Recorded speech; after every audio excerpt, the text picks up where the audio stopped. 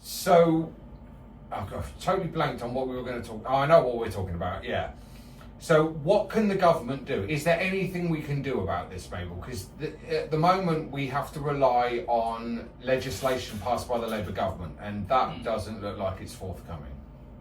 That's just the thing, isn't it? Because again, the government right now, they think that it's very clear, the ruling now, and that it will help with legislation. But in actual practice, I think it's going to lead to a lot of law cases and a lot of arguments in the courts about what this ruling actually means. What it means not just for trans women, but maybe non-binary people, intersex people, and trans men as well, of course. So I, like a lot of other people, do believe it's going to be quite messy the next few months. And that does mean that the government can step in to maybe amend the Equality Act or even reform the Gender Recognition Act of 2000. Was it 2004? Yeah. There was consultation for in 2018, where 70% of people voted in favour for that reform, though it was never done by the Conservatives at the time. But I do think there is going to be there needs to be some sort of legislative action that needs to be taken to protect trans people, of course, but just stop there from being a series of court rulings and issues now, which could go on for years potentially. So we're looking at a number of court cases, aren't we? If the community can fund them.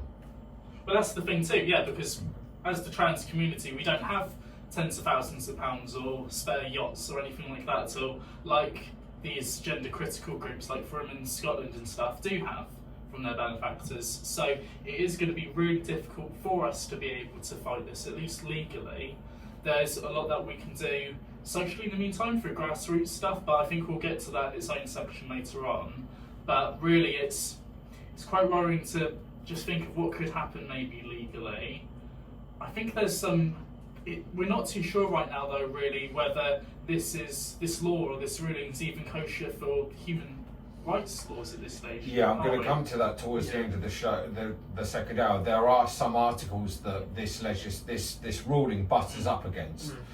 As we've said, Labour could make this easier. Yeah. They could have the opportunity to pass legislation to define in law the transness and everything about us, all the laws and statutes that would affect us in our day-to-day life. But they're not going to. They could get it in. They've got until the summer. They don't need to. They can do it before the recess. They don't need to wait. But it doesn't look like they're going to do it, does it? No. I don't know. I'm not optimistic at all at this stage. And this is the reason why we need trans prides. Yeah, it certainly is one reason why we need trans prides. Yeah, definitely. Okay, what do we think happens now? Because we're in a state of limbo, aren't we? And this is the whole point of why we had the Gender Recognition Act in the first stage. And I think that was brought on from the ECHR, the European League for Human Rights, because trans people can be stuck legally between being male and being female. You know, you can be arrested for breaking crimes and being female there, like walking around shirtless, and then be chucked into a men's prison and stuff. And really, it's been like that for quite a while there, but it just exasperates stuff even more. There's worries or there's implications that have been said online that trans women could be strip searched by male officers in British Transport Police as well. And that's indignifying, really. It's just embarrassing. It's just humiliating people if it gets to that stage. So if we're not women, does that mean we can walk around topless? And when the police stop us, we just turn around and say, well, according to the Supreme Court, I'm not a woman, so...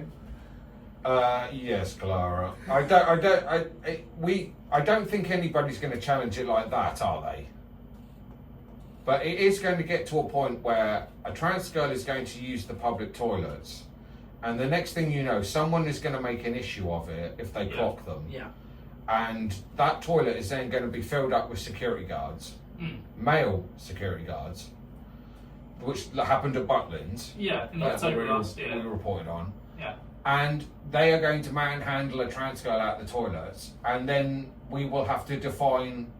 It's going to go to court, and she could sue the shopping centre that it's done in, or. And then again, it's another court case, and we need to see where that goes. When Labour could just amend legislation now under the Equalities Act and make it simple and understanding for everybody. there's going to be another Stonewall soon. If this carries on, it will lead to another Stonewall. But that's just the thing, because people are saying that this pushes trans rights back 25 years. I don't think it does. I think it pushes it back 60 years. Yeah. Where we're back to the 60s and 70s when we were having sit-ins for places which wouldn't accept their trans patrons and stuff like that. It takes us back right there to that sort of activism and unrest that's going to happen in society. It just needs that flashpoint, doesn't it? Yeah. Something's going to happen that will cause that flashpoint. Mm. Okay, we will get more in depth, and I will explain what the 3 articles against the ECHR are. Bridge. Well, listening to Spectrum on Voice FM. So now we are going to mention the NHS's effects on this. So the Equalities Commission head has said that if the NHS does not abide by the new the ruling of the Supreme Court, they will pursue them. That's right, yeah. There's a full article about this on Pink News if you'd like to read it, but it is very worrying because right now trans people will be treated and accommodated if they need to be in the wards, say in hospitals, for their affirmed gender. So trans men will be in the men's wards, trans women will be in the women's wards, and that's the way that it's been for a very long time, if not all of the time, I think, for the NHS's history.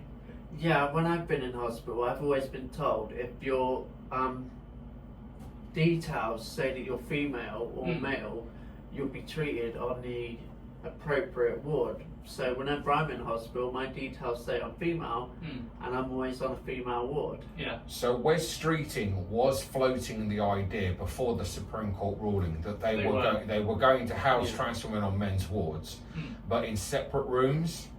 It looks like his idea has been legitimised as such. But that's just the thing, because hospitals don't have spare rooms. They're not hospitals with loads of rooms to give away. People get treated and suffer in the hallways of hospitals right now. So where are trans people going to be taken to?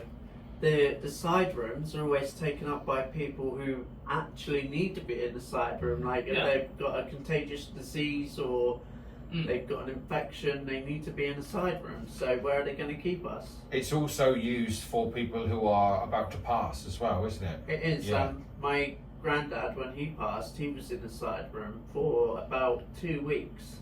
Yeah, it was the same for my dad and my brother, late of this parish, that when they were both poorly and got on their way out, they were put into a side room. Yeah. So that's not really going to be a viable option. It's just not appropriate for trans people at all, and it comes back to us just wanting to exist.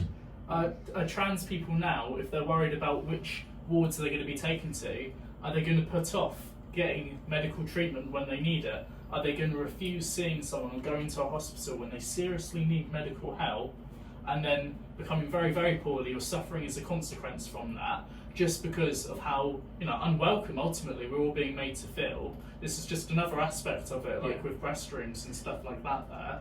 Well, I'm going to have word with the nurses who I get on quite well with in Southampton General when I go for my injection, and I'm going to ask them their opinion on it and whether they will stick to this ruling. You also, on this subject of practice being put in since the ruling, you have something of interest, Clara. You've spoken to 2 colleagues you have, friends you have in the police force. Yeah, and they said when I was talking to them that they don't think they'll stick by the Supreme Court's ruling, and they all have their own views. So they were like, they didn't think they would be going into women's bathrooms and arresting trans women. No, they didn't. And I can't see them strip searching us with male officers either. That's going to... It's just uncomfortable for everyone. It's going to lead to legal chaos, suing, writs, all the rest of it. Yeah. It's not good. And the police guidelines, if you read their Facebook, I think it is, state that that you have to be treated as you present. So if you present as female, you get treated as your female. If you present as male, you get treated as your male, and that's in their Facebook. So until they update that, they could have a whole lawsuit on their hands. But that's just like the NHS, isn't it? Because again, the Yeah. Equality and Human Rights Commission, they're now trying to pursue the NHS and their similar policies. It's really when we were questioning what the government's going to do. What are they going to do? Are they going to Yeah. lean towards the ruling side? Are they going to go against trans people, or are they going to stand with us? So the 3 points that I mentioned earlier in the show against the European Court of Human Rights that this ruling butters up against. I know some people are thinking we should leave the ECHR, but they are an important factor, and they were established by British solicitors and lawyers back in the 40s and 50s. It was Churchill's dream.